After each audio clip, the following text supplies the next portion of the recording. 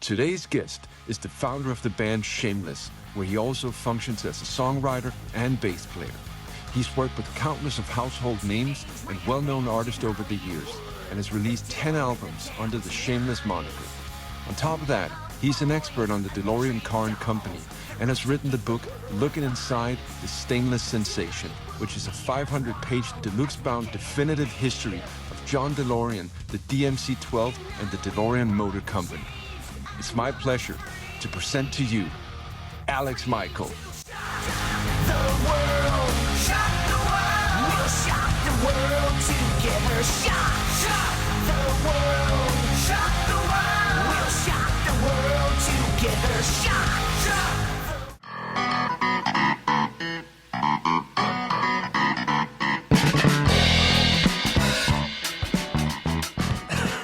Alexx Michael, welcome to the world's tiniest podcast. Thank you so much for doing this. Of course. It's always fun. So I would like you to introduce yourself for the three people who are watching. No, Well, before. How do I start? Well, I just got out of jail after like 60 years, and now I'm back. And well, Yeah.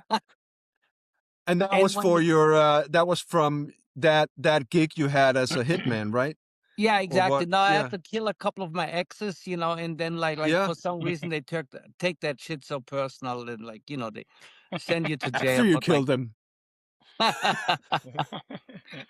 no, and well, I'm the bass player in Shameless, and I work because now she's retired for most part with Cherie Currie from the Runaways, and then other than that, like I'm involved in the DeLorean world. I wrote a book about the company a couple of years ago, how the government destroyed the company and shit like that. And then otherwise I just like take life as it is, But and not, you also have some sort of connection to Kiss. I yes, heard something. Yeah.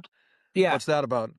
I'm involved in the, when they sold the rights to their makeup and the name and everything, they sold it all to Pop House, which is a Swedish company, Oh yeah. and it belongs to one of the guys was that actually I think formed Spotify, Okay. and then Yeah. one and the other guy, and so like they bought the rights for everything Kiss related, and then they did put a team together of like how many people are we? I think like 10, that are involved in like the whole thing, and that's pretty interesting. Like especially with like the last couple of like Kiss box sets that came out and the Vegas event. Like we were there like in March last year to look at the hotel and everything and what you can do then, so it's pretty interesting, and also like just the fact, like that from being a fan when you're little to be asked, to be involved in the whole thing, like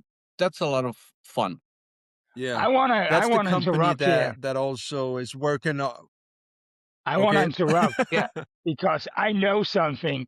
You said you were a fan when you were little, and I know something about Alex that he did when he was a kid that included selling Xerox copies of Kiss posters from magazines to a girls' school across the street.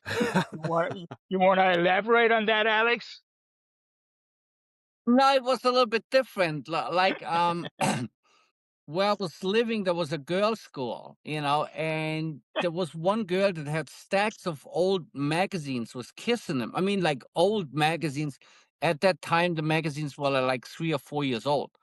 Yeah. And she was like, "No, you can have them all." And I gave her like 10 or 20 D-marks for them, which is like 10 euros. But the problem was, it was like a real girls' school, so there was guys were not allowed to get in there. And then like one of the girls was like, "Hey, why don't we dress you up as a girl?"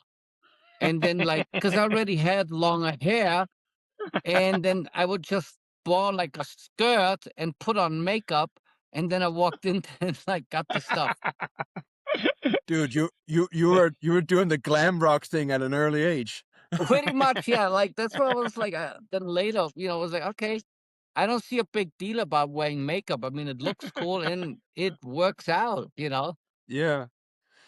I don't know. It makes me think of, I remember in, I can't, some Kiss book, it might have been Gene Simmons' book or whatever, but there was like this whole talk about, like Gene Simmons explained that when he was a kid, he would buy like stacks of Yeah, comic books. Yeah. And then he would buy them by the weight. yeah, So he would pay the other kids like just of a dollar or something for a yeah, for a stack of stack. comic. Yeah, because then he knew that at least one of those comic books in the stack would be worth way more than what he paid And for the whole thing. Clever. that's the crazy part, because I was just talking with someone about this, like, when you look at, who was it, Nicolas Cage, like he owns a copy of the very first Superman comic, Superman, yeah. Yeah. and they say only about like 50 copies of that comic actually still exist. And when they sell for millions. Mm. And so that's absolute like mind blowing, like that there was actually a time where you were able to get that stuff for way less than that, and then like Yeah. the comics that Gene bought at the time, they probably would be worth millions now. Yeah. I Because like even like actually, old Batman comics. yeah. Yeah. I have a story from when I was a kid in Copenhagen. They would have like an old school bookstore with used books and comic books in it. And I was already into Marvel at the time. I was maybe like 7, 8 years old.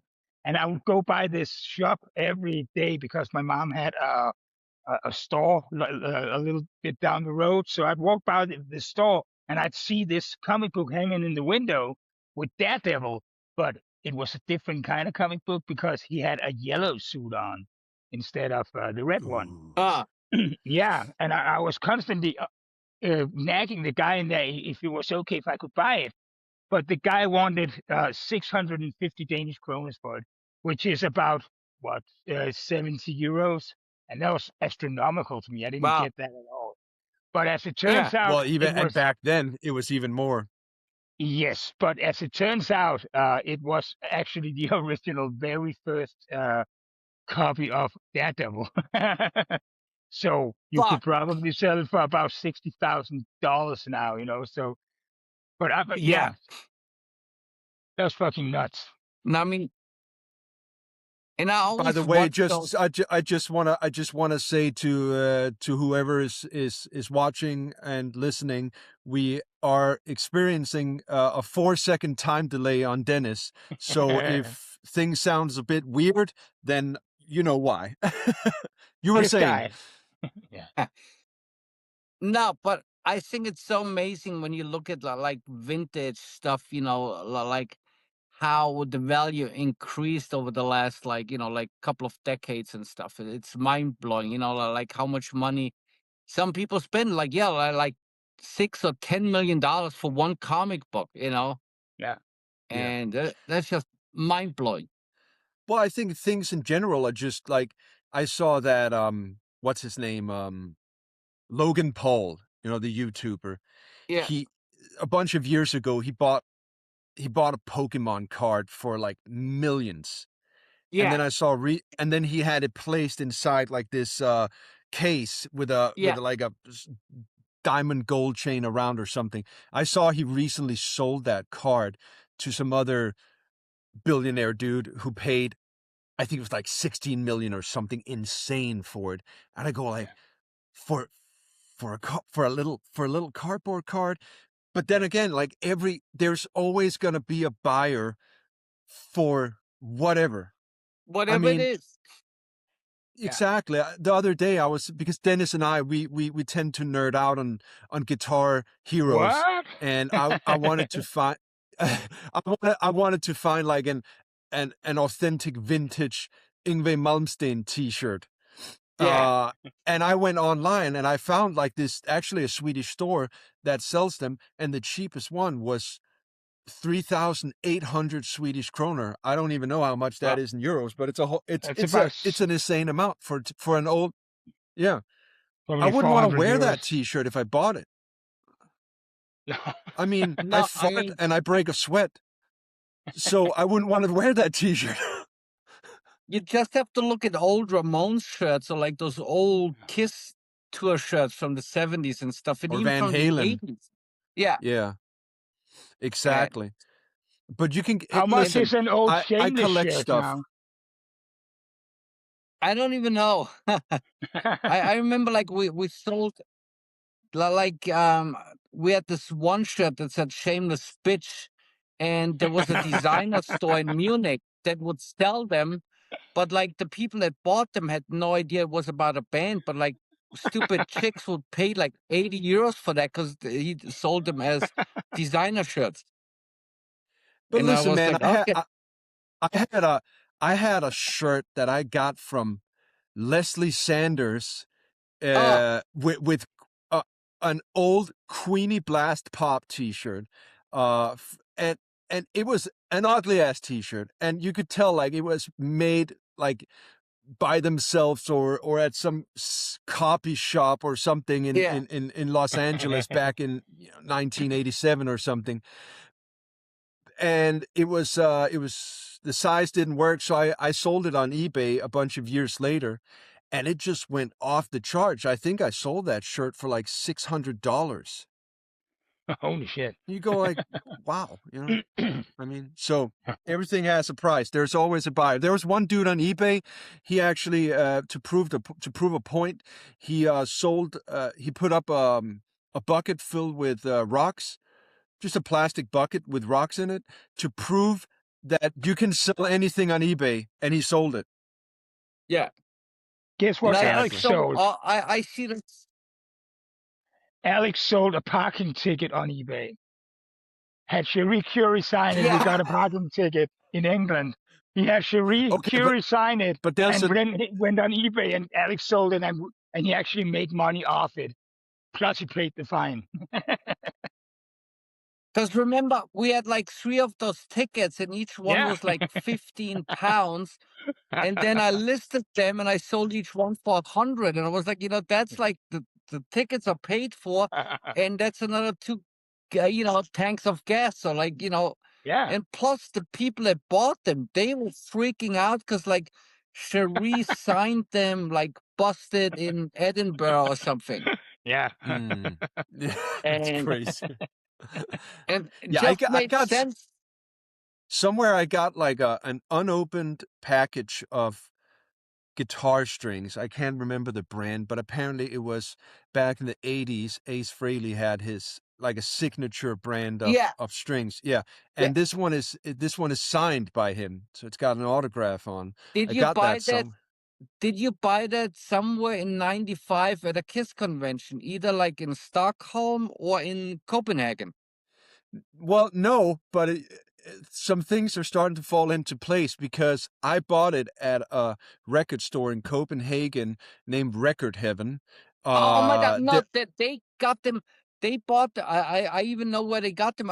Is that store still around? Probably not. no, no, no, no, no. But There like, was like they had two guys. The one guy owned it, and then they had like a Swedish guy who worked there, and then another guy. And I think the whole thing closed down. And then the Michael, who owned Record Heaven, he went over and opened another shop called Memento Mori. so that Uh, guy, I remember one guy of those guys from Record Heaven, and he had like brown hair, like to his Ken, shoulder, and he was always wearing like a tennis band in his uh, hair. Yeah. well, that's the. I know Mikael. He had long hair. He had a long beard, and he would always wear like a baseball cap or a trucker cap. No, But, then it was not that guy. But like I remember like they bought a lot of those guitar string sets directly from not from Ace, from George Stewart, who was Ace's manager. When we mm, did the tour, the convention tour in '95 with Ace. And I okay. just tried to remember, we did Oslo and then we did Copenhagen and then like 2 shows in Germany. And the guy that was organizing the one show in the north of Germany, he said like, oh, it's in the north of Hamburg. So like, and we had all those Americans there, and they would just arrive at the train station in Hamburg and ask the cab driver, bring me to Itzehoe.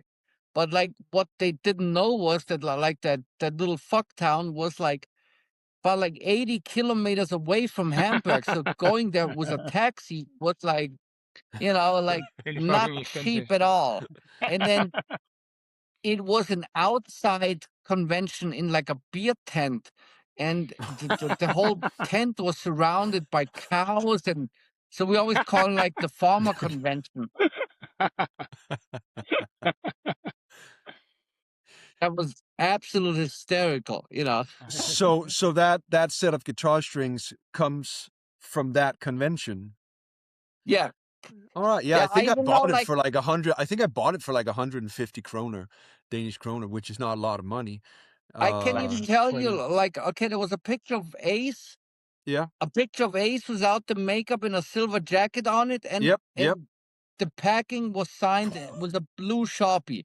Yeah. Yeah, I was What the there. hell? That's pretty damn impressive. Holy shit, man. Well, And I, well, good. Then I know then I know it's legit. I yeah, always thought and I like, yeah, I don't know, like I can how even real is tell it? you where exactly like Ace signed the packages, because that was like that was in Oslo, because he had a stack of them, but like he only signed a few of them before they left from the States. And then in Oslo after the show, George told him like, okay, now you got to sign the rest of them. And he was sitting in his hotel for like 2 hours until he had all of them signed. Man, that's a really impressive story. I mean, how everything just connected. I'm sitting with this set of guitar strings that's been in my storage since, I don't know. I think I bought these strings back in 96, 97, Yeah. something like that. Yeah. Yeah, because as far as I remember, I think like the guys from Record Heaven bought like 20 or 30 sets of them, and like Yeah. because I even remember they would always send out this catalog with their stuff. It was Mm. like an A5 format catalog that had all the stuff listed. Shit, man. I'm sometimes I've thought, do you think as the Kiss expert you are, do you think that there is a Kiss collector somewhere that has every single piece of merch that Kiss has ever released? Yes, there's a few. One of them sits in Switzerland, Yeah. and then I know about like 10 or 12 in the States. But then, like, I mean, I used to be a big collector, but then at one point it was just getting too much. And then, because, like, you not only have the merch, you also have like all the records, and then, like, God knows what. And then, like, some people, like John Five, like he owns like a couple of the costumes, but there's actually another guy in the Yeah. States. I will not mention his name because he's not on any social media or anything. And he's a very private person, but like he bought a lot of the original outfits. Like he has the full set of the Love Gun outfits, for example. And I That's think also impressive. most of the Alive ones, and like absolutely insane. But see, that stuff makes sense to me to collect. It's like some, movie nerd who buys the original Christopher Reeve Superman suit, or Yeah, buys some Macho Man Randy Savage outfit from 1984 or something, like a WrestleMania thing. But when people start getting into that level where they start buying, the Kiss beer cooler and the coffins and yeah, the condoms and yeah. whatever, the tampons and it's I like actually it want gets, all of it's that. like, okay. You No, should, by but the way, at some the point, thing is, if we're ever in Munich, we should go by Alex's house. I've seen it. It's pretty fucking impressive. It may yeah. not be all Yeah. Kiss items, but we're the closest I've ever seen in real life. And he even has Ace Frehley's Nice. guitar. Yeah, Shit, yeah. but like, I mean, like when you're like like those massive collectors, the problem is like that's all of their life, like they have a house Mm. and Yeah. it's completely covered with the stuff, and it's just like they become slaves to it. Like I remember one guy from Switzerland, he was supposed to go on vacation with his family, and this was like in the early Oof. 2000s before we all had smartphones. So, and they planned this huge trip, but then like 2 days before they were supposed to go on vacation, he said like, "Oh, I cannot come because there's like a Korean pressing of Rock and Roll Over or something like that, and I have to be on a computer when the auction ends." So like he Shit. sent his wife and the kids with the other people from the family. He sent them alone. He just stayed back. Wow. Yeah, collecting can definitely be something that can consume you and take over. Yeah, I mean, I've seen people get so, yeah, like chained down by their hobbies obsessive. that Yeah. yeah, and it can be anything. It can be whatever, collecting shoes or Warhammer figures or whatever, you know, where it just gets to a level where they can't do anything without making sure that everything in their little world with the Oh collection no. is And there's in yeah. collectors for everything. I was just watching this video a couple of days ago about like somebody that collects Pez dispensers, and Exactly, yeah. he has thousands of them. There's that Thousands. documentary on Netflix, yeah. Yeah. Oh, like I'm a huge fan of the 1966 Batmobile. But then Yeah. like I so I noticed. collect pretty much every version like I have. I have some small ones that are like this size, and then I have, hold on, if you can see it, Yeah, it's Yeah. gigantic. it's like, look, this is my hand, and the car is pretty Mm, much, can you see it? yeah. Yeah. It looks so I used to I used to collect these 1/6 scale figures, action figures, and that community is crazy. Oh, But but they have produced various Batmobiles. They did the '89 version and they also did the yeah, Tumbler. They yeah. at one point they actually teased the old school Batmobile, but they never made it into production. So some other companies took over and started It's producing them. But They're they were from the like, Netherlands. They're from yeah, Holland. Like they're called Jazz Inc. And like they made all of the Batmobiles, but I'm like, I couldn't. Yeah, like that one is the one I wanted, but like I wouldn't buy all the other ones. And then like the figures, I mean, like holy shit! When you look at some of those collectors, it's insane. Like how much money they spend on them. mm, Yeah. exactly. Because And there, and the, but as with everything else, there's like levels to collecting those figures because you can you can collect, you know, like Marvel Legend figures or whatever, which are like more classic toy yeah, figures, and then you can get into like the NECA or Nika, whatever that brand is called, and that's sort of like a slight upgrade. Then once you get into hot toys and stuff like that, you know, that's where it starts getting pricey and more intense. But then there yeah. are the people who get into like the higher level where they will pay, you know, $10,000 to have some guy custom built them Oh a yeah, figure, you know, where they will Yeah. literally sit and like put on every single hair on the figure, and yeah. it's Yeah. super impressive. But those figures are so expensive that there's not a whole lot of resale value in them because they're already so expensive that the people who would collect hot toys, they're not gonna pay $10,000 for a No. figure. No, that was like so many of those things, like then. But then on the other end, like for example, that Batmobile, when it came out, it was about like 1,600 um Yeah. US dollars. But then like they only made like a limited run of them. And then by the time they were actually shipped out, they were already sold out for months. And then people would Mm. pay like double or triple of what the original price was. And then the coolest thing was, and I'm still pissed that I didn't buy that, they sold, I forgot what the scale was, but they sold the bat wing from the '89 movie. Yeah. And that Yeah. thing was fucking huge. It was like as big as a person. I've seen it. It's like a dinner table. Oh no, absolutely. I mean, like Yeah. for me, like I like big stuff because when you look at my office, like here, I have an extra. DeLorean hood on the wall. Because it was I like, thought it was a TV. no, because it was like, where the hell? Because they had 3 different versions of the hood. And I was like, I wanted the second version of the hood. And then that was the one that was on the car when I bought it.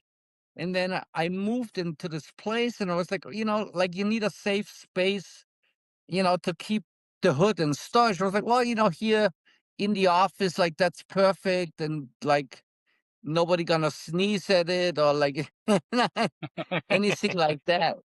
But it's So just like, So what is the obsession with the DeLorean? Is it because of did it start with Back to the Future no, or no, no, no? no. For me, it started with this here. Hold on. If you can, no, that's Ace what the Frehley. fuck. I got my eyes on. Ah, Can you yeah, see I it? got yeah. Yeah. Ace That with the DeLorean. that article, like it was in a German teeny magazine called Bravo. And We I I have saw had remember the those as that. well. article. Yeah. So I saw the article and I was like, what the fuck is that? And then, I was like so fascinated that that is actually a car. And that got me into it. But like I couldn't give a rat's ass about the whole Back to the Future thing. Like, Mm, like you have those people that are like they dress as Mickey or Marty, Marty.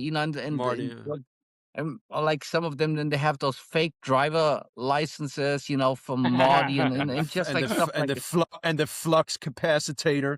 Exactly. And like I have absolute, there's zero in regards to Back to the Future on or in my car, like I have a couple of Ace references in it. Like I have an old, well, on the other hand, it's already like 30 years old. I have an old Ace teddy bear Yeah. in the back, so that's cool. But like, for me, but like it was never about the Back to the Future, because also I think once the car looks like that time machine, I think it looks horrible with all that stuff on it. Because when you look on the other hand, like, when you look at Knight Rider, what they did to the typical 82 Trans Am, that made the car actually look cooler.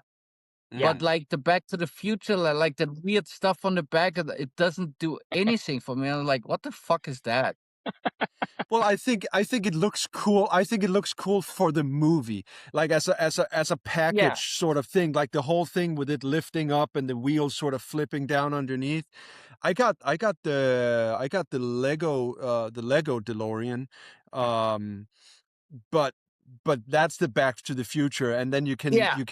it comes as a either you can turn it into the version from the first, second, or third movie. I always Okay. thought Yeah. the one from the second movie was the most Yeah. interesting. The third one where they turned it into like a steam train engine something. Yeah, I that was was like, no, stupid. that's not cool, Yeah. man. Like that.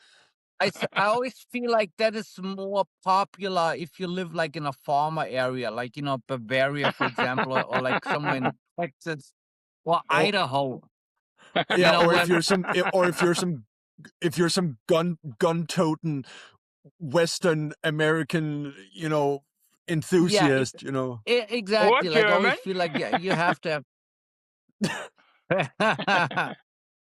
No.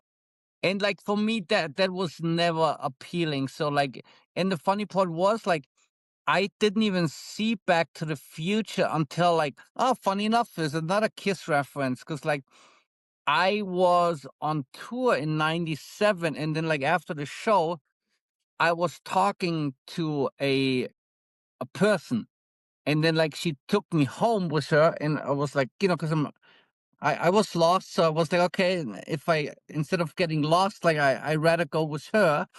And then the next day we had a day off, and then she was like, "Oh, do you want to watch a movie?" And I was like, "Yeah, sure, why not?" And then she popped in at Back to the Future, and and I was like, "Oh my god, they used Ace's car for that movie. That is funny."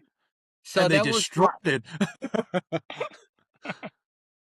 and so, but like, yeah, like the whole thing, like even like when I collect stuff, I don't really collect like anything Back to the Future related, unless it's like Japanese. But then like, can I show you something that like That's when a smart German guy goes shopping. So a couple of years ago, hold on. I was on eBay, and like they had like in Japan they had a Back to the Future ride at Universal. So Yeah. and I look at that image on eBay, and it shows this like Globus, with like a DeLorean on top, and it said statue. So I was expecting something like this, and it was like the planet and everything. I thought, that is so fucking cool. And then I was even like writing the guy because the shipping was like $25 or something. I was like, oh my god, that. And I thanked him, like, thank you for like the cheap shipping. And so I was waiting for the statue, and then like a few weeks later, it arrived.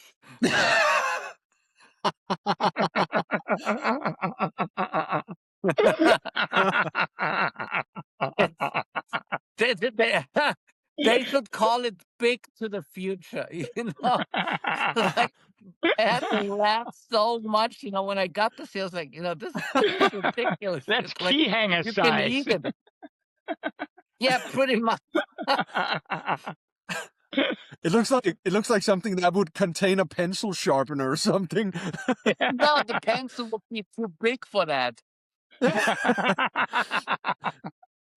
Oh man, it reminds me. I got to try twice. I got to try the Back to the Future ride at Universal Studios in Hollywood, and that Yeah. was a cool experience, man. And they, you got into the DeLorean. I don't know if it was if they actually had the frame of the original cars there. No, No. that was like a fully new fabricated thing. But like Okay. they had the movie car in front of that ride for like Mm, years, mm. and it fell Yeah. apart. And then like somebody restored it like 15 years ago or something. There's actually a really cool documentary about that. Like how they did put the car back together. Because like, and the funny thing was like like they bought all those cars used from some people. Yeah. You Yeah. know. Wow. Yeah, I remember once I saw one of those Discovery or History Channel shows where these people they drive around and then they visit other people who's got like all sorts of collectibles, and then they buy them and auction them off or something. Oh yeah. And they went to some family who lived out in the countryside, and they had 2 or 3 original DeLoreans Yeah. that was just parked in a barn, and I That think was like the 2 of American Pickers. exactly, yeah. Yeah. And a couple of them, like 2 of them were like in really crummy condition, and Yeah. then there was one of them that was like pretty decent. Yeah. Yeah. But didn't they just like announce like DeLorean, like a new DeLorean car? I think I saw it and I thought What? it was ugly as fuck. Yeah, it was like some company of like, like they tried to, give new life to the name, but then like the whole thing, it's like, when they remake like Knight Rider, remember like when they had those Yeah, horrible shows like where you would drive a Mustang. I mean, like driving a exactly. Mustang, that to me, driving in a Mustang, that's like a woman with a penis, like nobody wants that. And so, Some guys do. dude, yeah. Some girls do too. I don't know. Sure. No, but like, like certain things should be kept untouched. But then like people are so delusional. I mean, I remember when Kiss when that whole thing was planned for Vegas last year. And then like somebody was like, well, they should get, Ace was obviously still alive there when they planned it, because by the time the event was, he passed. But then like some idiot was like, well, it would be such a cool idea if they offer like a photo op with them in the original outfits. And I was like, Peter is 80. Yeah. Like, Yeah. you want to do this like as like a Spinal Tap moment, like, like. Yeah.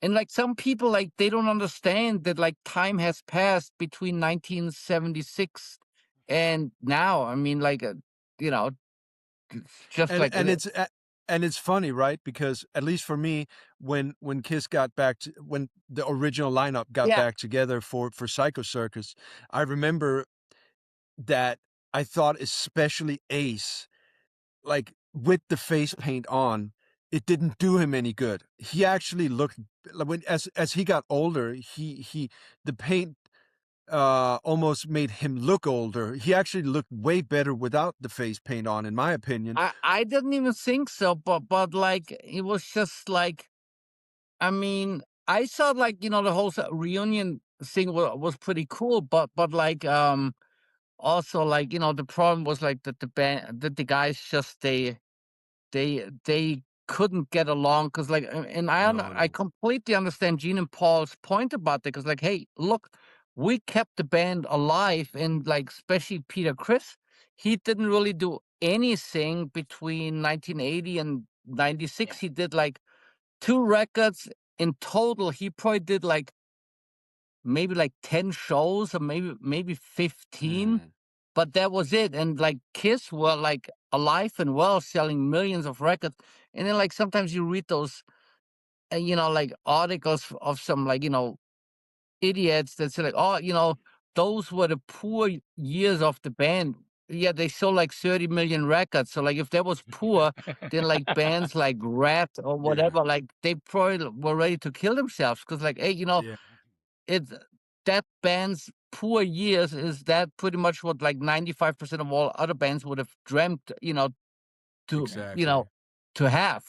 Yeah. But like it's like there's always like I always have to laugh when you look at like certain things. I mean, like it's obviously it's not rock music, but like I'm sure you all remember the whole thing was Milli Vanilli. Yeah.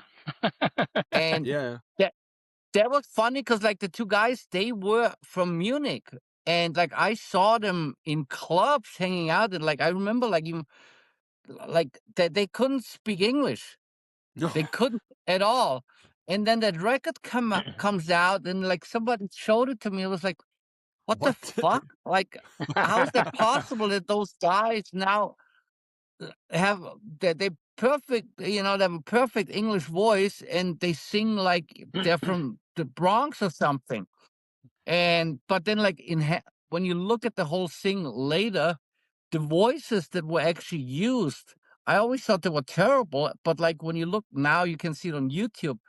The kind of show that the guys did was fucking incredible. And then they did a record that was called like the real Milli Vanilli. Was like a Yeah, I cake remember that. salesperson, or like Yeah. Yeah. Yeah. at They least he try was I fat, but remember like yeah, I remember they did some was it a show or something where the two guys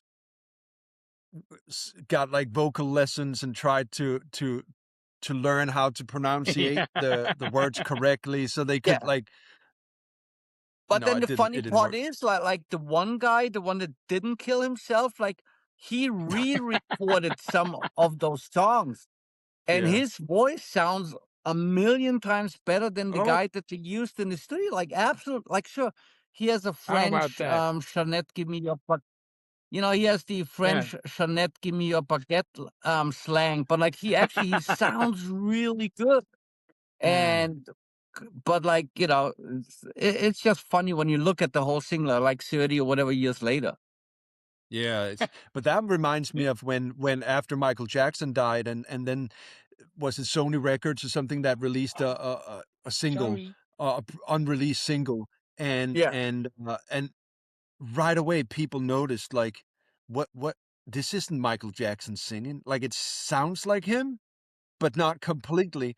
And then more and more people like the internet was you know, all guns blazing at that point, so there was no way to sweep it under the rug. So Yeah. they just removed that single from all platforms From existence. Yeah. yeah, because and I think some years later, some dude came out and said, "Yeah, it was me who was singing on it." So, Yeah. Now, of course, yeah, because like nothing makes more money than like somebody dying. I actually I exactly. just recently I watched a documentary about Michael Jackson, and then like how much money that company, because that's what it is now. It's a company. How much money that company made in the since how long ago did he die? Like 15 years ago, something like that, Yeah, or like something like that. Probably Yeah. more. yeah. But like they made billions, Mm. billions, you know. And it's like, of course, it's good for his kids because they never have to work, and his daughter is actually she's hot, you know, like but like yeah, they make so much money now. Or like look at the Ramones. Like the Mm. brand, the Ramones make so much money for the last like 20 years. And the only people that get that money is like Johnny's widow and Joey's brother. Mm. Because you remember, Yeah. like, oh, I mean, like, they're still like in every kind of like commercial everywhere in movies, then the merch, the Ramones shirts, and all of that shit that creates Yeah. so much money. And but like sadly, none of the actual band guys ever were able to experience that. Like, hey, you know, we're all millionaires now, you know. Yeah. And I think that's the thing with Kiss is that I think a lot of fans they get too emotionally involved, and I understand as a fan, you know, you want you have certain things that you love about the band and you don't want Yeah, that to change. But I think, and especially if you've read some of the books, that it's clear that from the start, Kiss was like a business. It was a band, but it was so yeah, business orientated. I mean, with Gene Simmons like giving out loans to each band member, but there was no favors. It was like, yeah, you pay me back, and there's interests, and there's like, you know, certain dates the payments are gonna come back and all this yeah, stuff. And so I think when people get butthurt about, oh, they should get, you know, Ace back or Peter back or yada yada yada. And as you yeah, say, that yeah, they kept the band rolling for all those years and sold exactly, millions of records, then it's about maintaining a quality of your business and not so much about, oh, getting emotionally involved and, oh, it feels more exactly. right, you know, to yeah, to bring him And in then or like, and you see that with so many bands. I mean, when you look at like the typical example for me is Black Sabbath. I Yeah. mm, remember like I don't even know who was the singer at the time, but they played in this tiny venue in Munich, like in was like late 80s or 90, 89, Tony 90. Martin. It must have been Tony Tony Martin. Yeah. Martin Okay. on yeah. Yeah, and nobody, and a friend of mine, he was there. He said, like, what it was like, you know, like there was some people there, but like, and then like Ozzy played like a month later, and like his show was sold out, you know, and they're like, yeah, Mm, Black Sabbath, mm, and then like, you know, it just didn't work, you know. no, no. I mean, Sabbath did pretty well when they got Ronnie James Dio in, even though it changed the whole sound of the band. It suddenly Yeah, went from being this kind of like more doomy stuff to straight up like power metal kind of stuff. yeah, But then yeah, once they got Tony Martin in, and they did some decent albums with him, but it just didn't. I think it was a combination of times changing, yeah, and then just the fact that Tony Martin was like, at that time, nobody knew who he was, no, at least in my I opinion. I I mean, they had I done think stuff with that Ian Gillan and Glenn Hughes. I I think that every band, every one of those classic bands, even like Led Zeppelin, and I remember reading an article called "Back When Jimi Hendrix Sucked." I was like, what? They all had like their popularity, then they'll dip, and then it's going up again. Like even yeah, Queen, Mm, mm. like before Wayne's World came out, Well, nobody was really too excited about Queen. I mean, they were in the beginning of the '80s, then sort of a dip, and Wayne's World comes out, and then it completely fucking explodes again. yeah, So I think especially every in the band has that. States, that was I mean, that was the reason why they didn't tour in the States anymore, because they were like, "Oh, no, Yeah. we don't sell records here. We only wanna tour if we have, like, a number 1," but obviously that never happened again until, like, when Freddie died, you know? Yeah. but it's like Def Leppard. There was maybe a Uh, good 10, 15 years where Def Leppard had sort of fallen into some level of obscurity.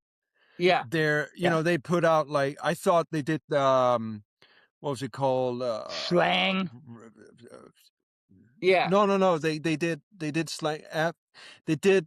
Then they did this album called X, which was a Yeah. weird album. No, they did one after that where they sort of tried to get back to a more hard rocky kind of vibe. I can't remember what it was called, but that was a pretty good one. But I thought like, yeah, that's that's the end of Def Leppard. And then at some point they just went back on yeah, top, and now they're like one of those bands. They tour the US and they sell out Yeah. arenas. Yeah. yeah. But like, I don't even know if they still releasing new music, or Yeah, is yeah, that yeah. They just the, put out a new Okay. single. the last record I bought I heard from that. Def Yeah. Leppard was Hysteria. I bought when it came out, but like I never You never don't really even have bought another one. Adrenalize? And then like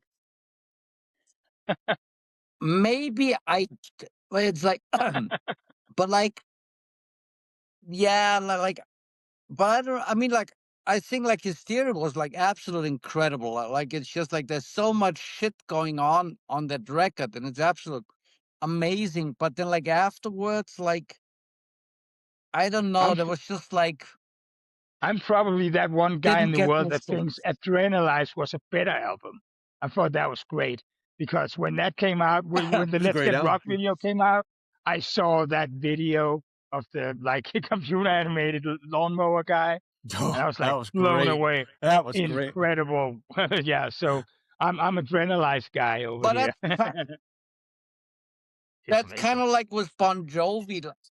It's kind of like Yeah. the same with Bon Jovi. One of my favorite records by them is one that came out like, well, actually, now it's been like 20 years, that Have a Nice Day record. I Okay. I remember because like in between there were all those like weird records, like for like lonely housewives and stuff. But when the Yeah. Have a Nice Day record came out, I was so blown away. And still to this day, I don't think there's a bad song on that record. I'd say I. my favorite Bon Jovi album is the one called These Days. It came out like, I don't know, in 95, 94. Yeah, 94, 94, 95. 95. Yeah. Yeah. I thought that was a great album. It was like to me that Mm. album does not have one bad song. And I think the Oh. European release actually has a bonus song on. I think it was called Bitter Wine, a ballad, but it was a really great song. And it's not on the US release, but Yeah. that for me was peak Bon Jovi. I mean, the older stuff is great too, but for Yeah. me, everything after These Days was just went downhill. To me, it The Yeah, was like except first. when you get to the point where Goo Goo Dolls are making harder music Yeah. than Bon Jovi, then yeah. well, but like I tell you a story. This was like couple of there was the tour where Richie Sambora left like in the middle of the tour something, and I saw them in Munich. And then there were those typical like German housewives were standing next to me. And then they played Runaway. And then one of them said to the other one, "Oh my God, we're gonna be deaf after this like heavy metal attack."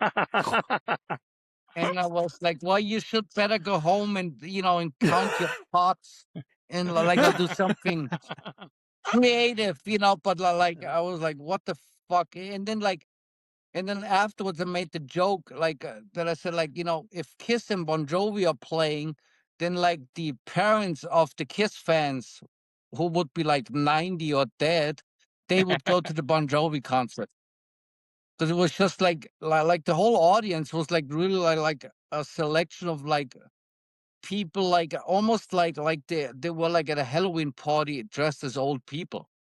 Bon Yeah. Jovi, It the was New just like, Jersey tour, the Bon Jovi New Jersey tour in '89. That's actually the first concert I ever went to where I paid for it myself, and I really wanted to go. My wow, mom didn't want to go because she didn't like heavy metal, and my dad didn't give a fuck about it. So, but a bartender at my dad's favorite pub said she'd go. So I technically went on a date with a bartender who was like 30 years older than me, and this was in '89. So I was like, wow. what, 13? So I bought the tickets, and we went to see Bon Jovi New Jersey tour in Copenhagen, and that's the first concert I bought with my Nice. own money.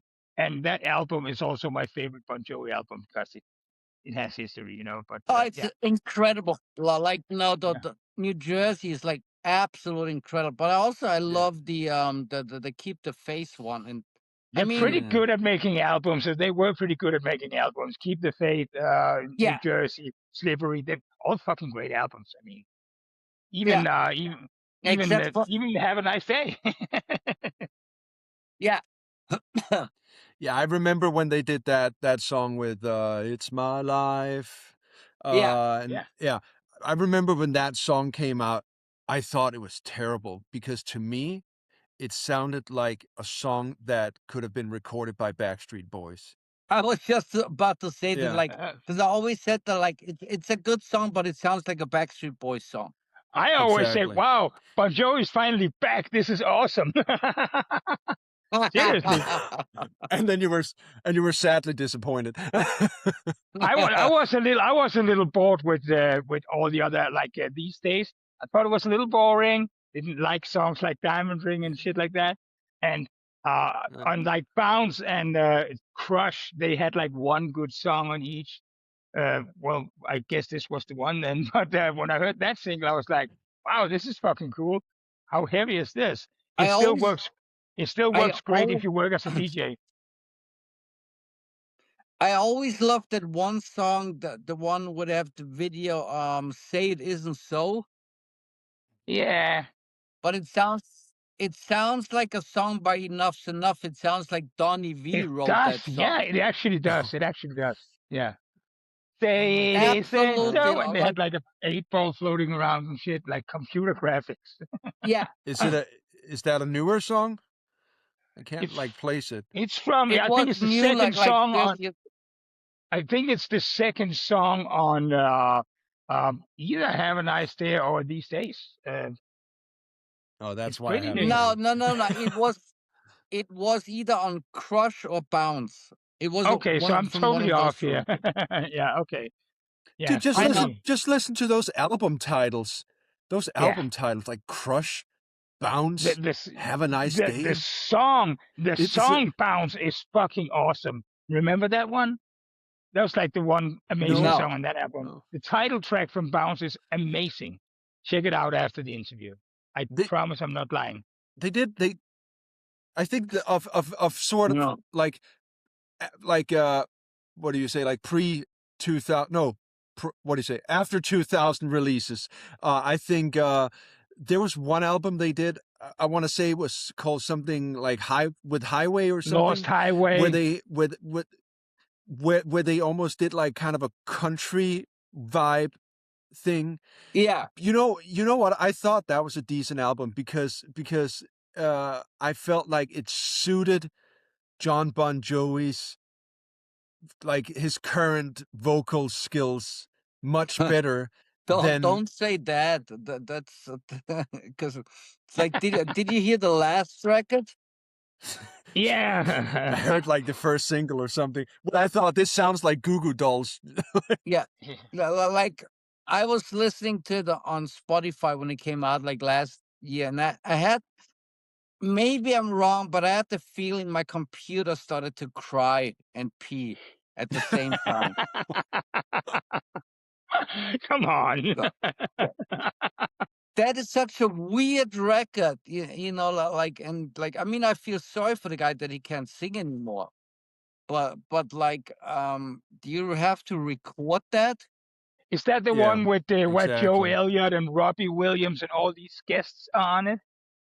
Like I don't Carrie even know. Underwood. I think every song has like a guest or yeah. Oh no, this was like the remake of that album, but with guests on. That's the thing, Or actually. they So made a they made a or So they they did. made a remake of that. Well, I guess they had to delete all of his vocals. well, at least half of it, I guess. So he did like do a single with Joe Elliott from Def Leppard, and that became a single. Of course, I heard that on the radio, and I thought, well, okay, it's not terrible, but yeah. Okay, By Like, the yeah, way, I have a question. I have a question because we're talking so much yeah. about Bon Jovi, and that reminds me of one of the other great glam metal acts of the world. What about Shameless and Tuff, are they gonna do anything soon? Some people might be incredibly bored not doing anything. Just saying.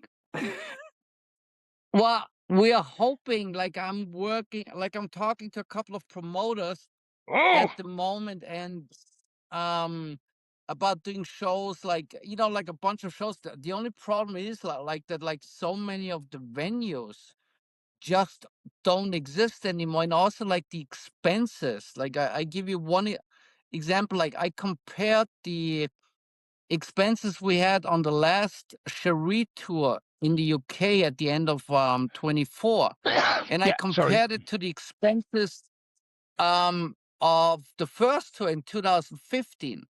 Yeah. The expenses are almost 4 times as high as they've been like 9 years before that. But it's not that like the venues have 4 times the money to No, spend. It's no. actually like they have half of the money to spend. And then like I just asked for a quote for from one of the companies to rent a bus. And yeah, like that used to be like 1,500 euros for Yeah. like 2 weeks. Now it's like 2,700. Holy shit. And it's all like, it's like really like sometimes you have the feeling like everything is going against music. Because also like, like we used to have like a huge mail order thing going on, but then Yeah. like a couple of years ago, stupid German DHL changed something that you cannot send out vinyl anymore for the €9. Now it's like 25, or if you Yeah. send it Yeah. to the Yeah. States, it costs like 50.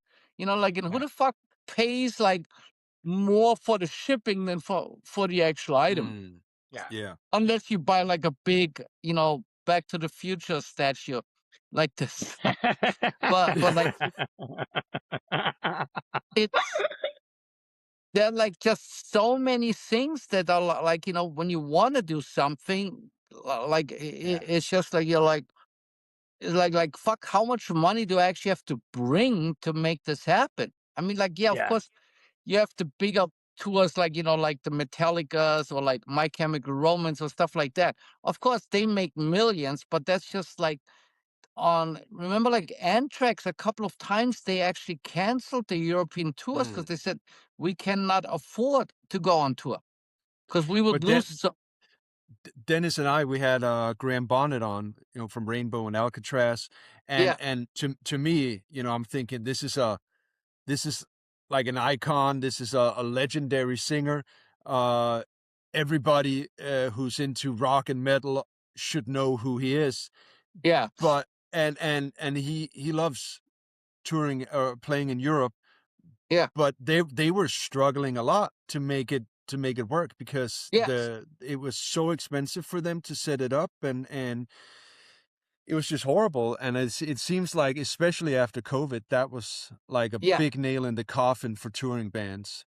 COVID and then the Brexit also, because like going to the Yeah. UK. I mean, Dennis, you remember like the tour when we had that stupid book of documents Oh, that yeah. You like had to first you actually had to write down everything you brought, even like patch cables for effects pedals and shit, yeah, and batteries. Yeah, I remember. the weight and the serial number of the stuff as well. Yeah.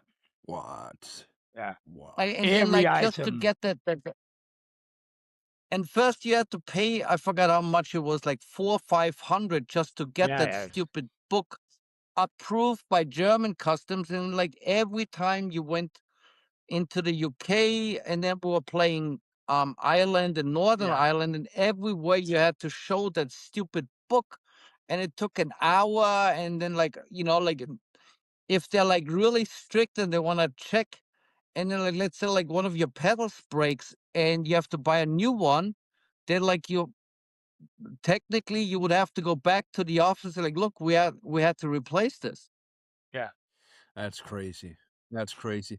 So I And got a question. So Shameless has been around since 1989, right? but that was the original, like the Munich local version of the band. And then like In I did that for 2000. like In I did that 2000, yeah. for like 2 or 3 years, but then the singer left because like he got some chick pregnant, and she forced him to work in a factory. I mean, like, in all fairness, he was not the smartest kid on the block. But and then like the real Shameless then started like at the end of '98. Yeah, because I remember when Queen for a Day came out. That was in 2000, right? Yeah, 2000. Yeah. And at that time, I was really into the whole like 80s, like glam rock. And the more obscure it was, the better. One of my favorite bands at the time was Swinging Things. Oh my God, they were cool. Awesome band. I was really into Alley Cat Scratch. Yeah. I struggled with Pretty Boy Floyd, especially their first album, because I thought it was way too overproduced and You're just it's angry like at every Steve time Summers Steve's because he owes you money. yeah, that too. Well, so he either owes me money or merchandise. that sounds like Steve. Yeah. Yeah. But that aside, I didn't really, I wasn't that much into it because I hated like every time Steve Summers had to, like kind of hold a note, there was like this crazy effect on where it was like wow wow wow wow wow wow wow wow wow on his vocals, and it was just like, okay, like calm I down, actually boys. love that. So later. It was too much, man. It was like That was perfect. it was like this close to being Nitro. It just needed a few more guitar solos, and So and when you talk about obscure bands, have you ever listened to a band called Finster Baby? yeah, it rings a bell. I can't sort of. It rings a bell. It rings a bell. That I heard that it. record I saw. I That heard it record because I of saw Alex. was so fucking incredible. Yeah. It was There such a great record. And then there was another like really obscure band from Florida that got signed in the early '90s. They were called Blackfish.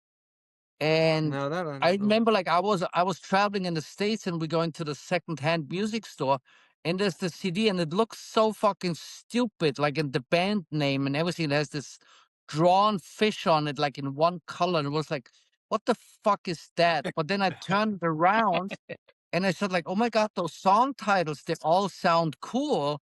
And the CD was like $1. It was like, in worst case, you throw it out, but like, what can you lose? And then because we were driving from New York to Atlanta.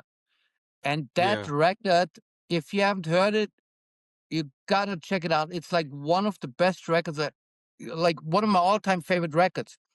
Yeah. And I actually think it's finally even like on Spotify.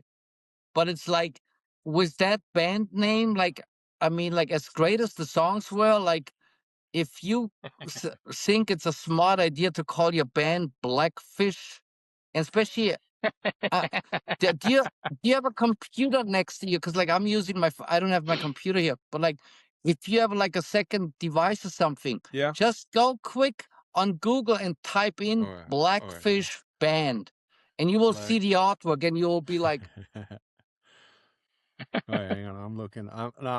I'm intrigued. Let's see what it does. Is it this cover? yes.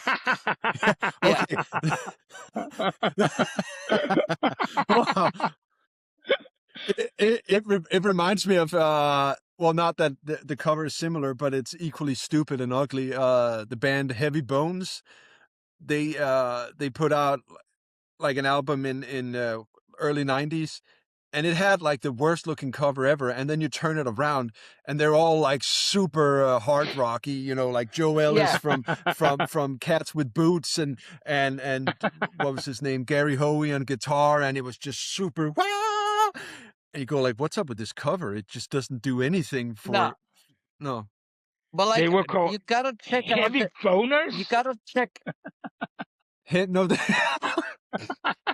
No, but you gotta check out that band. It's like every song on that record is like a 10 out of 10. Like, like absolute mind blowing. And like the funny part was, like, then I would play to other people, And then my challenge was pretty much like to find more copies of that record for all my friends here in Europe, and then like also people in the States. Cause like everybody who heard it was like, "What the fuck is that?" But then like like they should have called the like the record "Career Suicide" or whatever. Cause like with that band name, how the like how do you even think you could get some attention unless you play at fish markets? That's like because like I mean I get where that they make where like they make black money. yeah, I mean like I googled it. There was like one interview with the band where they talked about like the blackfish is some kind of like rare fish, blah blah. But like yeah, unless you're like a fisher or like you sell fish, it will not. I mean like especially I mean, not to sound mean, but like, especially if your main audience is like, like 20-year-old girls. I mean, like they have other things to think about. Like, oh, when did I have my period? What's my name? Where am I? So Hello, like to Wisconsin. So, are you guys into fish? exactly. No, I Blackfish. took a. It's like yeah, when they asked him, "Are you into fish?" No, I took a shower last week. You know. By the way, speaking of albums that's on Spotify, I was so thrilled a couple of weeks ago when I saw that "Shake the Faith" was on Spotify. Um, remember that album? It's with Tommy Thayer from from Kiss. Oh, yeah. Uh, yeah, I that dude, thought it that was album falling is red from ribbon. no. Pretty Shake sure the they did Faith, and it's our drummer in the there's City an Kids there's has a a song. band called Falling Red. They did Yeah. an album called Shake the Faith as well, I think. Yeah. Yeah, Carry on. the band name is Shake the Faith, and the band name is Shake the Ah, Faith. okay. They got a Okay. song called they have a song called "The Pope's on Dope." That song is like, Boom. it's so good, man. It's so good. All right, Nah, well, Shake the Faith. okay, so back to Shameless. So yeah, you release Queen for a Day in 2000, yeah. and I remember I was super surprised because to me it was what Pretty Boy Floyd should have sounded like. It's like I Oh, felt the thank you. Yeah. songs. I felt the songs were catchier. They were they were they were better written, and the production, the whole thing was just way better. Um, so I love that album, and I would listen Thank to you. it like a madman. Yeah. What was the second? Was Backseat Action or the No, second album? the first one was Backstreet Anthems, then Backstreet. Queen for a Day, and then we did the Splashed Disaster. No, Yeah. Splash record, but the recordings were kind of like a disaster, because like fuck, like everything went wrong during those recordings. It was like, what the hell, it was just like, and Well, then we did, you say Backstreet Anthem came out before Queen for a Day? yeah, the Backstreet was the first one in '99. That's so weird because the way it was introduced to me was Queen for a Day was the first album, and then a Yeah. while later, the second album came, and that was Backstreet Anthem. So that's just No, no, weird. like we released Backstreet Anthems like in spring of '99, and then Queen for Day came out in like September or October the following year, like 2000. Okay.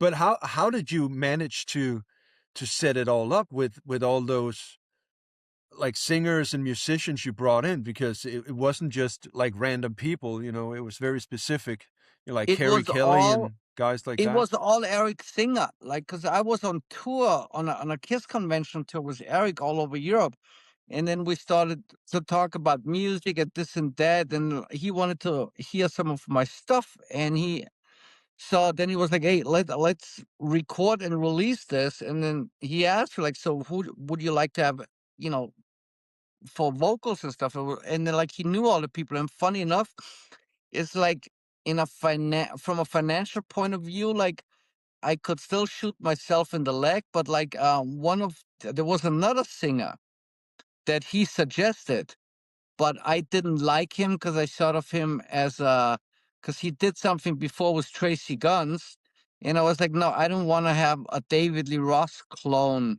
singing any of my songs because then it Michael sounds more Starr. like a fa- Not, exactly, yeah. yeah. And I I was was like, I mean, he was super nice and like he's a great singer and everything, but like if you know the LA Guns version of the cover they did of Cold Gin with him on vocals. And I thought it was terrible because it sounded like, yeah, it's like a David Lee Roth, like, you know, like tribute band or whatever doing a Kiss song. And I was like, I don't want that on my record at all. Mm-mm. And then like, yeah, sure, like I would have made a lot more money with it, with that guy on it. But like I still say it was the right choice because like the only thing I'm sad about is that like Eddie Robinson from Alley Cat Scratch, that like this was the last time, and he told me this while we did the record. He said like, I never ever want to do music again. No. And then Wow. like I think he played in some other band as a guitar player, but like he was a fucking great singer. I mean, Tracy Guns was a huge fan of him. And but like he was just like so burned out from the music biz and everything, you know, that it was like, no, I'm done. And I still say like he was definitely the from like the musical point of view, I think he was for sure like a way better choice than the Steel Panther guy. Mm. Well, Yeah, I we mean, could Michael we Starr could try and is write a great both of singer, them. and I think, and by all means, yeah, and by all means, I think if like on a technical level, I do think that Michael Starr is probably a better singer than David Lee Roth. But but I'm just imagining a song like Lonely Night in Paradise, Yeah, uh and having like a David Lee Roth kind of vocal on that, it would just be like, no, that's not gonna no, work. No, doesn't work, you know. no. And it's like the only song, and that's something, you know, because like sadly he passed away, you know, because like on a record a couple of years later, the Dial S for Sex record, we did a cover of a Katy Perry song, Yeah.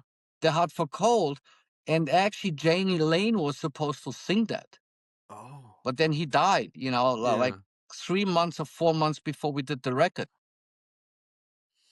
And Damn. because like he Yeah. actually I even remember because I talked to him about it, and he said like that, like his daughter, you know, one of them, like was actually a huge fan. So he was like, well, like, no, let's do this. This will be fun. But then, like, yeah, he passed away. Yeah. Yeah. Shit. Shit. Yeah, that's crazy. That's Yeah, crazy.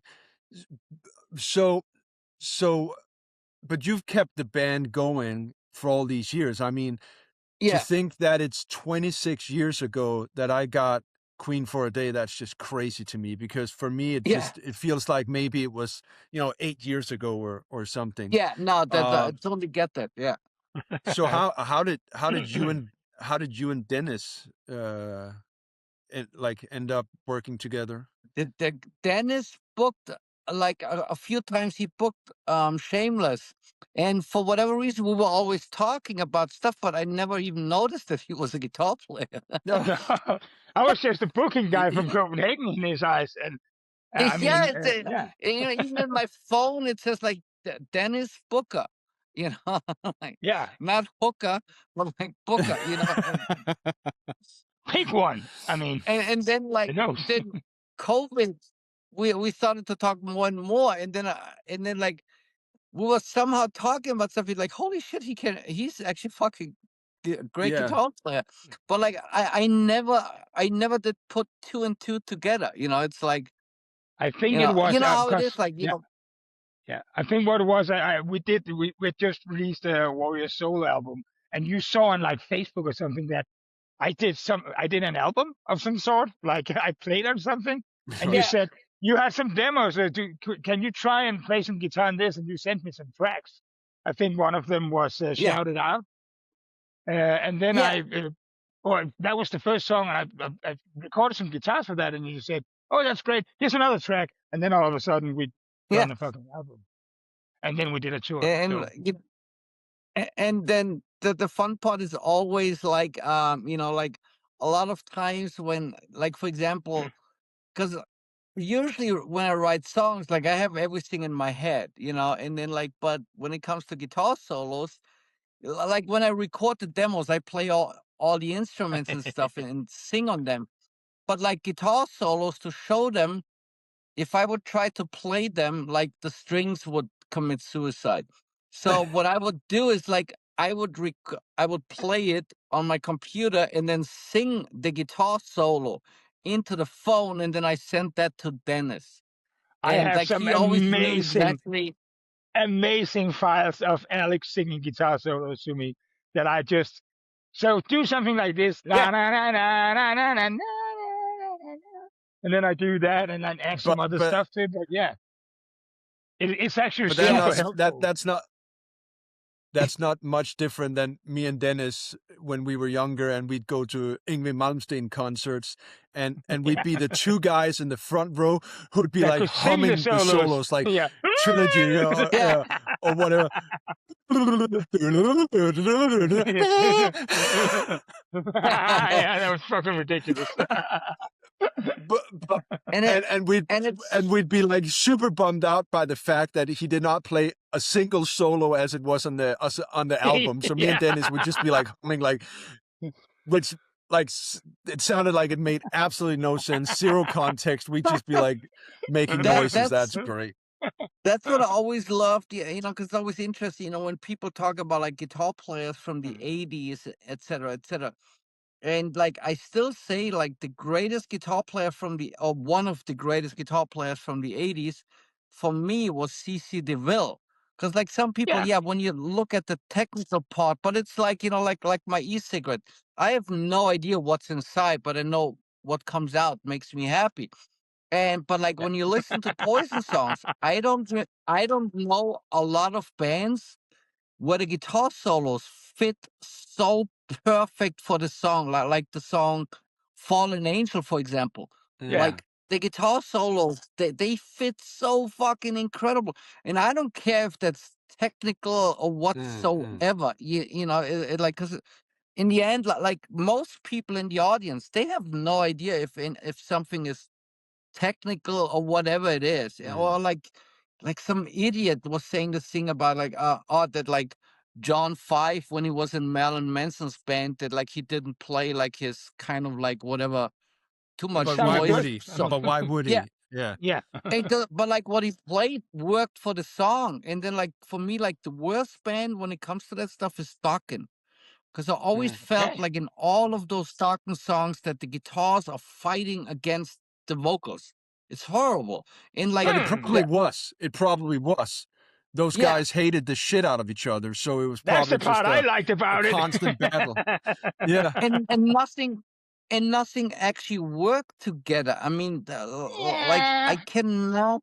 Nah, I'd say like It worked a little I'm one bit. of those guys. I love that Back for the Attack, that album, man. Like Dream Warriors. But That's then such a like great I'm also like getting kicked out of Shameless now. no.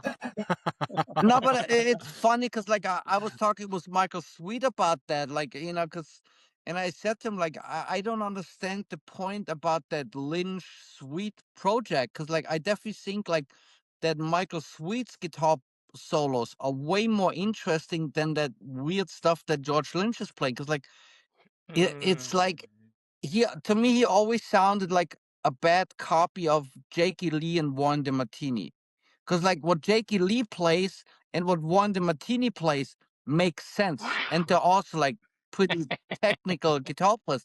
But Wait, with so Dutton, I never heard anything like in his guitar solos or anything that actually made sense to me.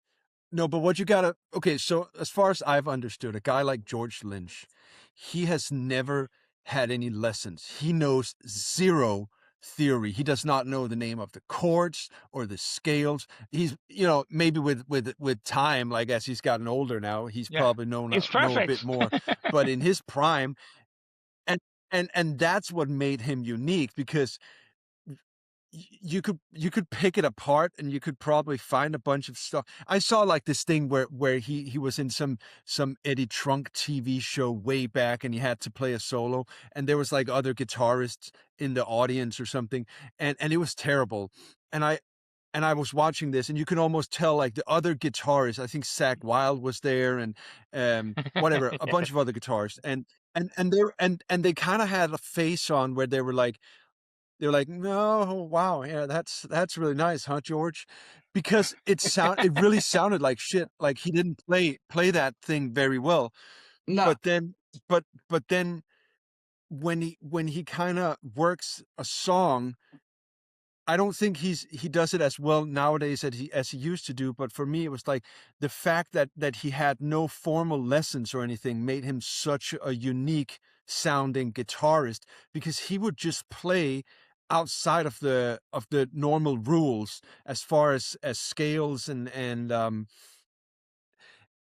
In a and fun notes way. goes. You know, he would. In a fun way, he sort of reminds me of CC DeVille, only in like a sort of different genre, because he has his own very animated take on what a guitar solo is, just like CC. CC Yeah. is a lot of fun to listen to. It's fucking fun to listen to him. It's like liquid bubblegum just being sprayed all over you. It's perfect for Poison. Yeah, exactly. But like I mean, George Lynch is he's very unique in that sense, and I really like a lot of the stuff he did.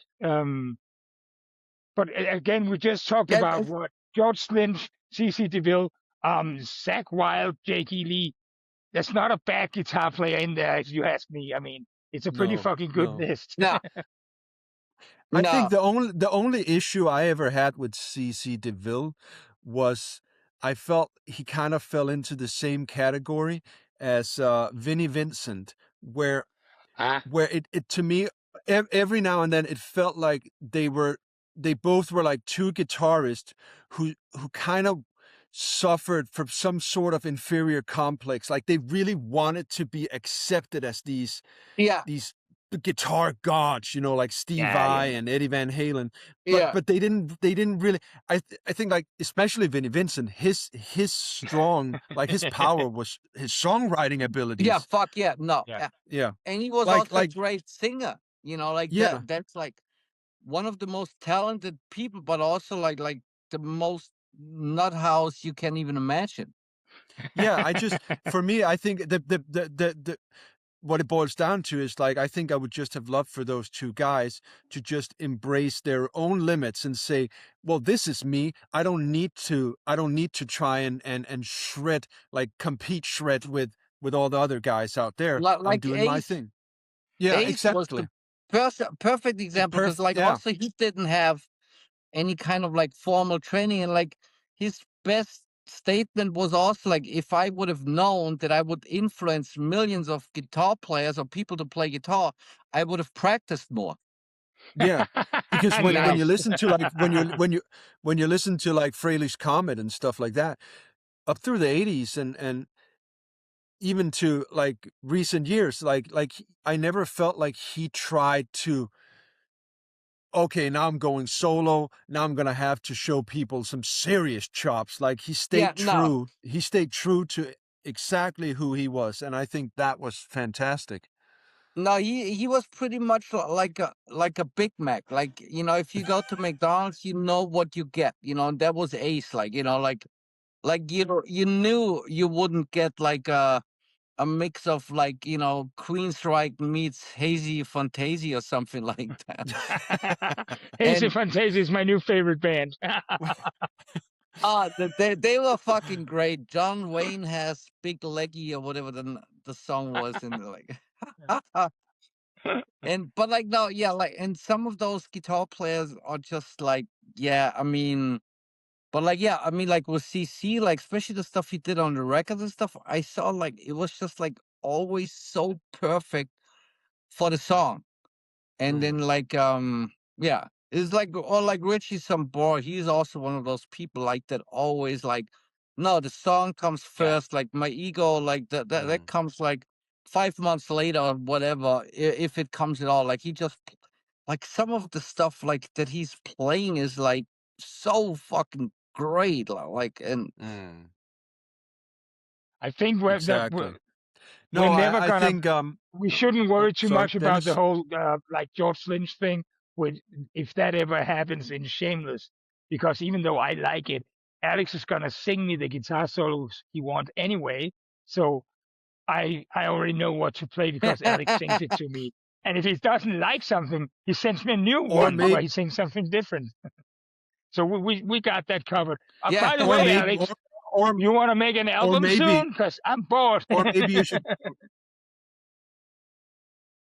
Yeah, that's also something because like we have like 60% of a record Yeah, done, but like at the moment I just don't know how to, like do the whole thing just because of like yeah, like for example, like the mail order thing is pretty much it's destroyed because of DHL.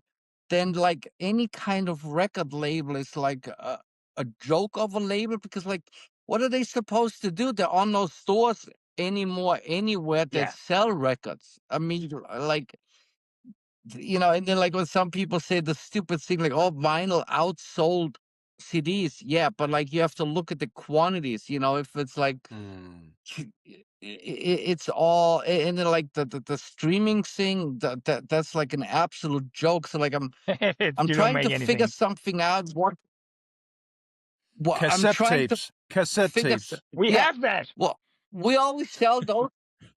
Hold Ah, on. On the last two records, we had cassette tapes, and Yeah, people no actually way. they love them. Yeah. Well, there you go. I'm trying to find it right now. Guess I I don't was know if late I for that can. party. Fuck me, man. Hold on. Yeah. Fuck. I have a lot of shit in this drawer. Just Hold on, I have one talk here. amongst yourselves. Oh, okay, who Hold on, comes first? Who comes first? I got it. Fuck. Alex beat you Okay. to it, Dennis. Ah, okay. I'll come back. Well, all right, yeah.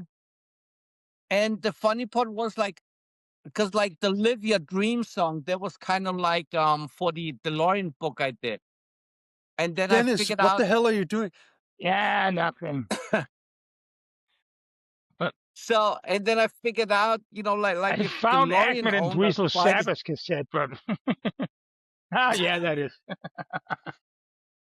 So and then I was like, like pretty much like all DeLorean owners like still have the original sound system in the car, which was a tape deck.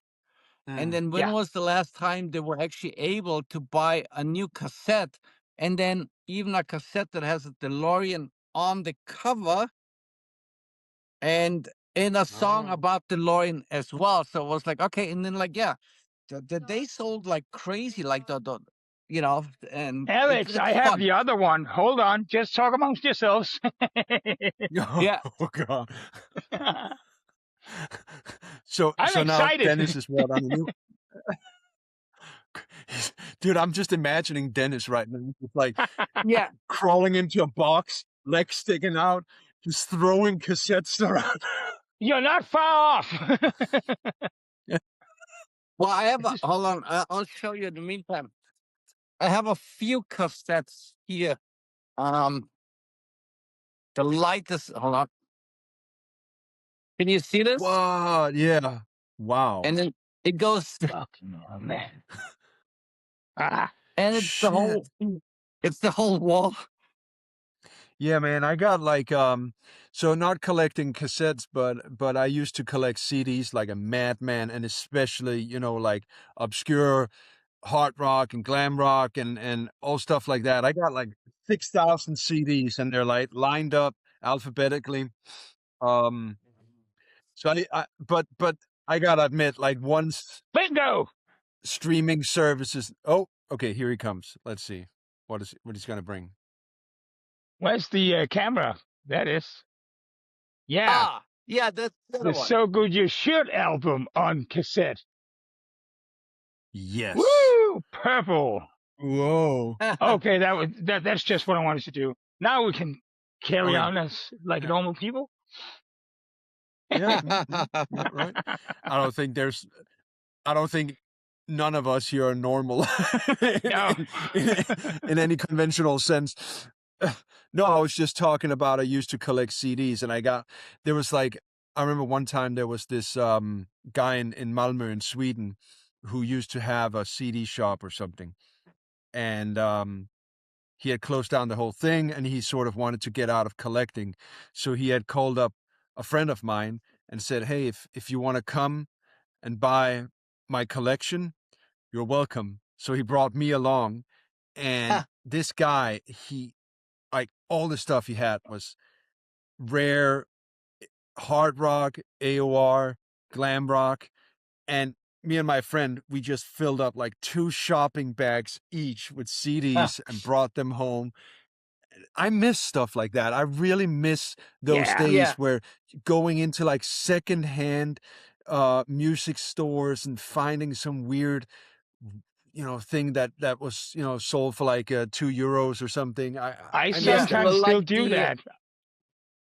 Like the Accord record Where? stores, because I collect vinyl. Oh, I sometimes just go in and go through all of it, and then you come across something yeah. crazy like, holy shit, here's a Rocksgang album or something like that, because they have that shit, and it's like you Yeah, get 10 exactly. albums for 80 kronas or something like that. So you can really collect a lot of cool or stuff. like Sometimes the there's nothing, but or like the Village People picture disc, the one where they're like on their machines and a horse and everything. Like is I is saw that that as a kid, is and that the then one with like a Food Fight couple of on it? no, that's a previous Okay. record. But like I Okay. saw that picture disc when I was a kid, and I had 20 D-Marks with me, and like I had to pick between the Dynasty record in red vinyl or like the Village People picture disc. And I was like, no, fuck, I gotta get the Dynasty one. And then, but like later, like I think like 5, 6 years ago, I found the Village People one, like somewhere like for like 10 years. But I love also what I like is like really weird shit. Like I love buying those Japanese Yeah. soundtracks from those old movies like the Godzilla and whatever. And the music that's on there, I mean, I don't take drugs, but like sometimes I feel like I should take them so I can enjoy those records in a complete different way. Cause like the stuff that's on there is just beyond anything. Or if you ever listen to the soundtrack of Planet of the Apes, the original one, I mean, Yeah. like, of course, it was the '60s where everybody was high. That's also I always say like, because Paul Stanley always worships Led Zeppelin, which is like my least. No, it's not even my least favorite band, because I always say like they would have been so much better if they had like a different band name and different people in the band, and like have Blackie Lawless sing. Because like Wasp did a cover of a Led Zeppelin song, and I was like, I didn't even know it was a Led Zeppelin song. I was like, fuck, that is so incredible. And then like I looked at the credits and I was like, it's by those guys. So and then I listened to the original and I was like, oh my god, this is as terrible as all the other stuff is. It's like, and then like Paul Stanley always worships like Led Zeppelin, and I'm like yeah, like that was in the '60s, and like even he was smoking pot, so I guess it has to do Yeah. something with that. Because even like a couple of years ago, also Tracy, he tried to convince me, oh, you gotta check this out from Led Zeppelin and that, and I was like, and like I just don't hear it. Like I always thought like the Who were like a way better band with like catchy songs, and like obviously like the musicianship was pretty much on the same level. And like who cares about the level of how fast someone can play I if your think what songs you don't don't cut it? like And like about it, Alex, knowing you a little bit, I think what you don't like about Led Zeppelin is the long, hippie-ish, jammy parts where nothing is really going on. They're just sort of vibing and not really getting to like the point across with a Yeah, no, I listen, chorus instead. Like I can appreciate I do agree that being high some works Led while Zeppelin. listening to that. Yeah, me too. Especially if I'm yeah, stoned. Yeah,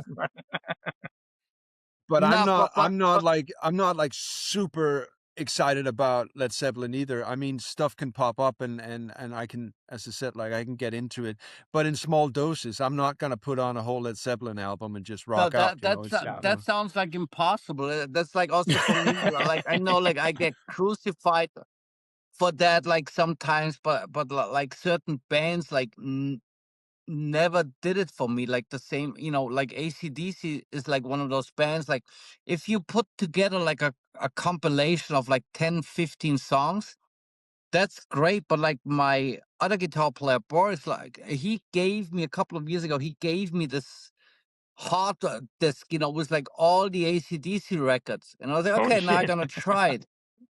And then like after like except for like the Back in Black, Black and whatever it's called, Black Yeah. Dog, whatever record, Pagan Black Blackfish. Dog. They didn't they call, yeah, Back was the Blackfish, but like, and then like after a couple of songs, you're like, okay, now go over to the next record, and then like on the first record, I was still listening to 5 or 6 songs. On the next one, it was like 3. And then and then in the end, like the last 10 CDs, I was listening to the first verse of the first song. I was like, oh, sounds the same.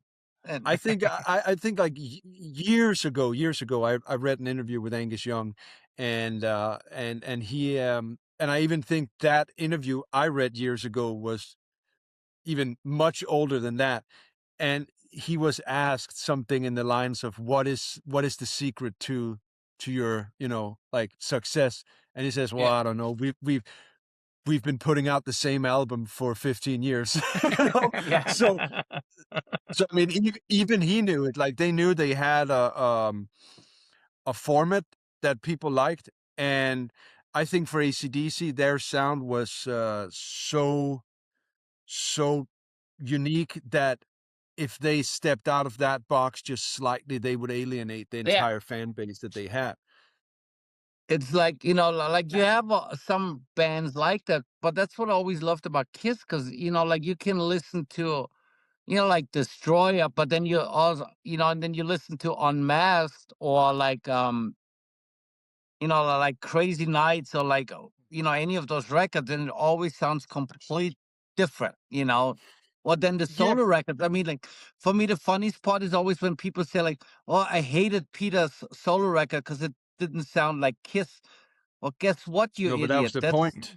That's why it's a solo record, Yeah. Yeah. and not like like Dress to Kill Part 17. But I still think Kiss had a sound from the beginning that Yeah, allowed for them to evolve more naturally in their sound. Like once they stepped into the 80s, I thought, for example, like Crazy Nights, I love that album. yeah, Fantastic album.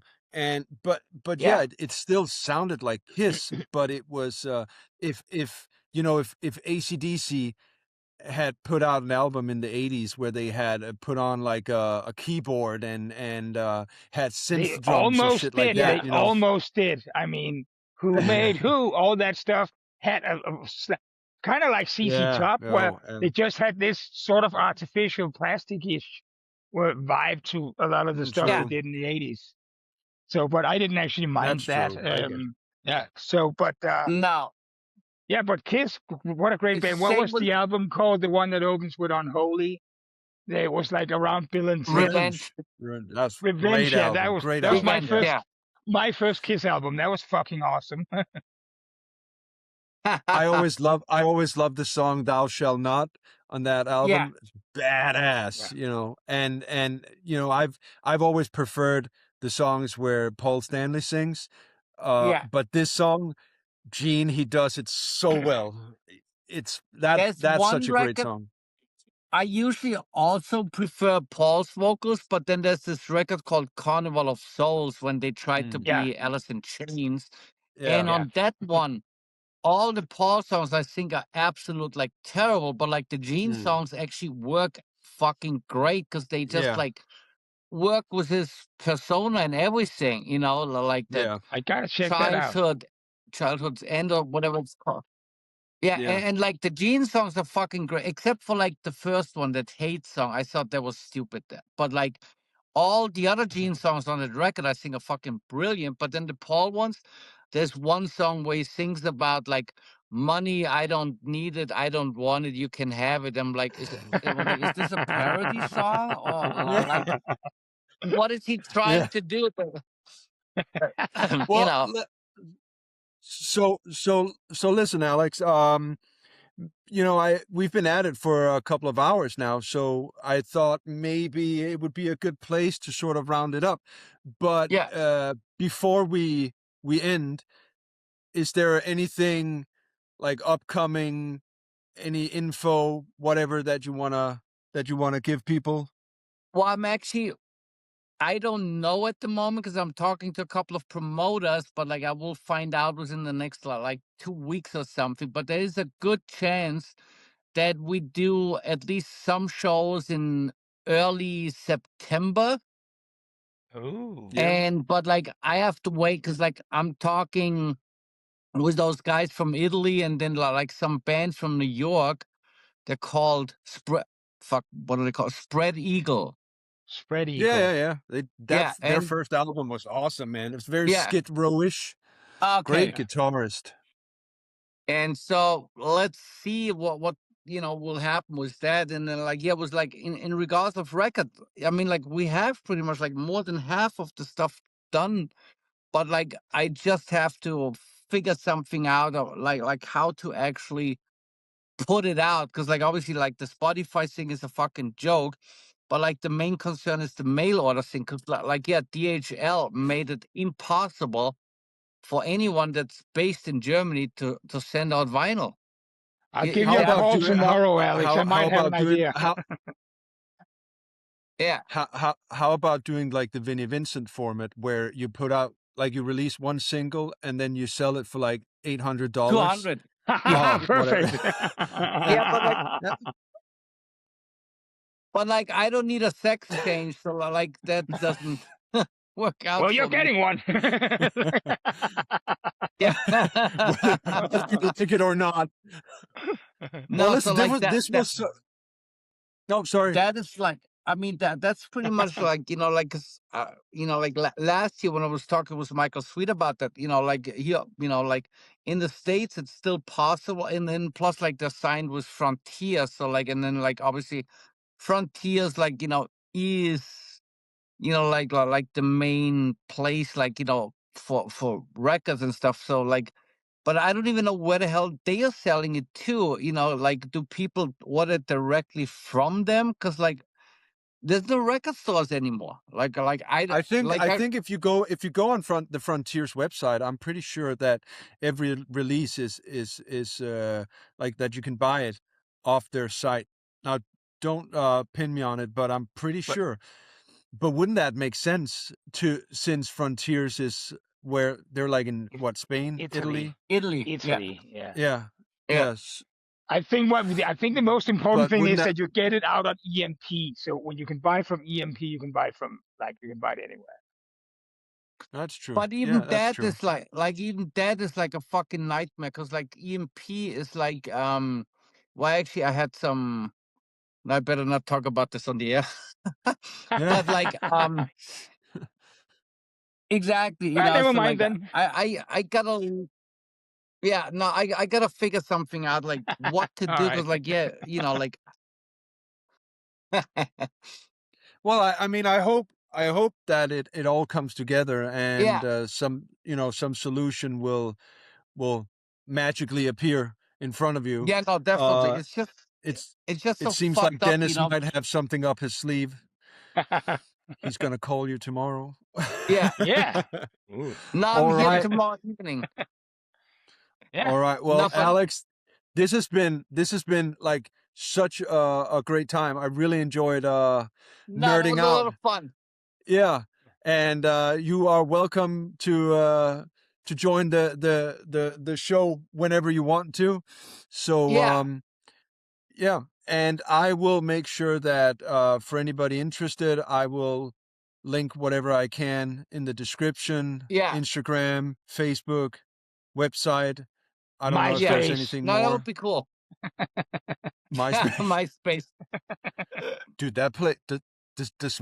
Does MySpace still exist? No, there's some Oh. form of it, but like I still believe like whoever bought MySpace was Justin somebody like Timberlake. like a co- No, I believe it was a company that had something to do with like Facebook, because like there's Could no be. way that somebody would have bought it and fucking kills it. It was in like 2 months or something. Because like right after that guy that made it sold it for a few million, it just went downhill. So I believe like somebody from that was involved with Facebook just bought it and said, okay, now let's get rid of it. Wasn't that the guy? Was that the guy that whenever you made a MySpace account, you always Tom, you were always guaranteed to have one you're friend, and it was friends like, with Tom. Yeah, Yeah. yeah, yeah, exactly.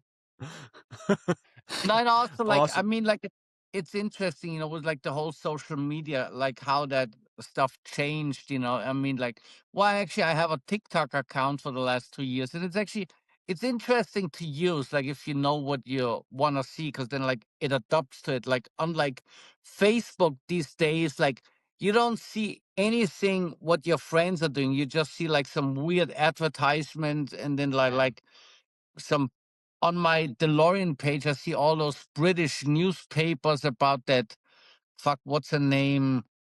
Katie something, like the one that like fucked all the football players in the UK, and about a plastic surgery. Yeah. So like you just see shit like that, but like you don't Katie see Price.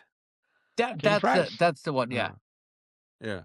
yeah. She was the guy. She was the guy. No, she was the one that hooked up with Pete Andre when he was like in his prime. Whoa. Mysterious girl. Yeah. Oh my god. Oh yeah, I remember that guy. Yeah. Yeah. What a perfect way to No, end the Those but show. days. that's Well, all I see. well, Like if listen, man. It feels like we can keep on talking for hours. So yeah. I suggest we just continue this conversation at a later point. I would love to just Yeah, no, keep on definitely. Because nerding. like also my stupid phone, because my phone is getting old now. Like and like it starts going crazy, and like the battery is now at like 12%. Yeah, when I started this whole thing, I was recording on the phone, and it was just Yeah, annoying because then it would call, or I'd get a text, and it would just the screen would yeah. change, Ding. and then it would run out of batteries.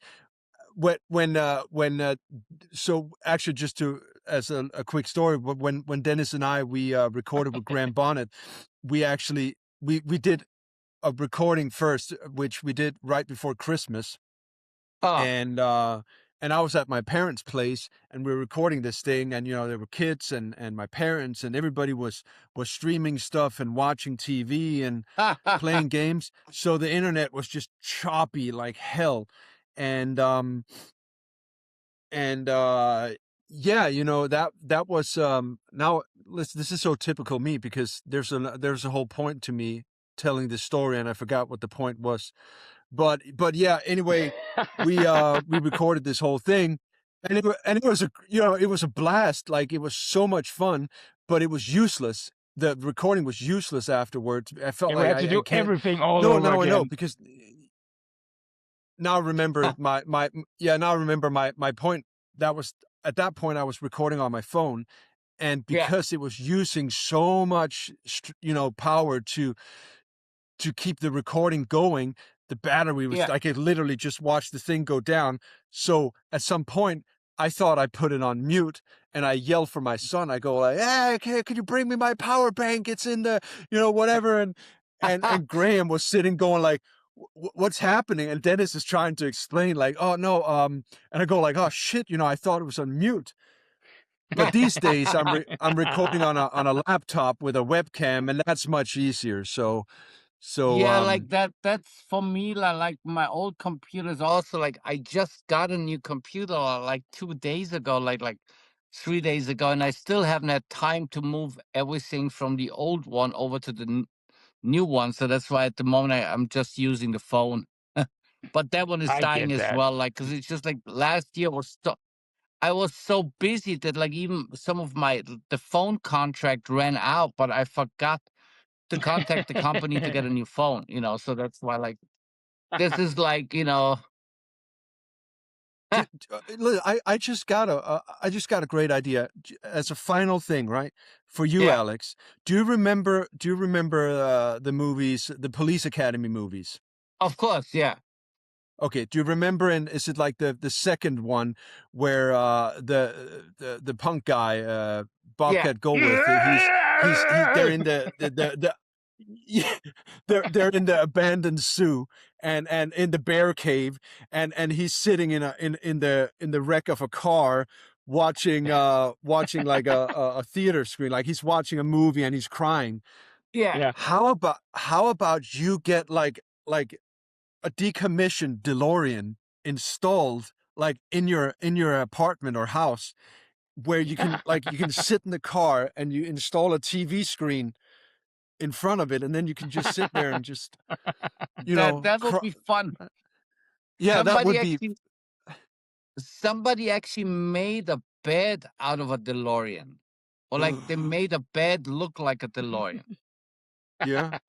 And like there's some really like super talented people out there like that come up with like all those like crazy things, and like it's always mind blowing. Yeah, but imagine having that decommissioned car and then you install like your office into it. You got your Yeah. computer there, you know, the whole thing. And then when you want to relax, you just get on the back seat and stretch out for a bit. No, that I And would can it's be a see made why, of man. stainless steel, so it'll go right through the floor. Yeah, you can install it in your bathroom. Yeah. It's not gonna rust. Oh, No. well, thank you so much, Alex. Peace, Okay. love, and Peter And on Dennis, break. and we I'll- talk- Yeah. Yeah, awesome, man. Thank